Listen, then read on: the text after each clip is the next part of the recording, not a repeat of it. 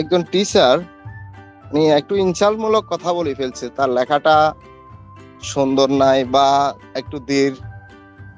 তো এই কারণে আমি একটু হতাশ হয়ে গেলাম আর কি।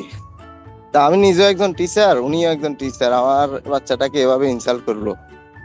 পরে আমি অনলাইনে অনেক ঘাটাঘাটি করলাম, দেখছি আপনাদের ভিডিওগুলো, আমি একটু রিসার্চ করলাম, দেখলাম যে না, এখানে মেবি আমার বাচ্চাটা ইমপ্রুভ করতে পারবে। ইনশাল্লাহ দেখতেছি এখন আগের চেয়ে অনেকটাই ইমপ্রুভ হয়েছে, লেখাটা অনেক সুন্দর হয়েছে আগের থেকে। জন্য আপনাদেরকে অসংখ্য ধন্যবাদ। আর এমনি লেখা আগের থেকে অনেক সুন্দর হয়েছে, আমি এতে আপনাদের কাছে কৃতজ্ঞ থাকবো যে আমি একটা হতাশায় পড়ে সেখান থেকে কাটিয়ে উঠতে পারতেছি, এটা হচ্ছে কথা। আর সর্বোপরি আপনাদের জন্য অনেক অনেক শুভকামনা থাকবে। আমি ওই যে আবার আপনার গাইড টিচারের সাথে একটু কথা বলছিলাম যে লেখা স্পিডটা বাড়ানো যায় কিনা।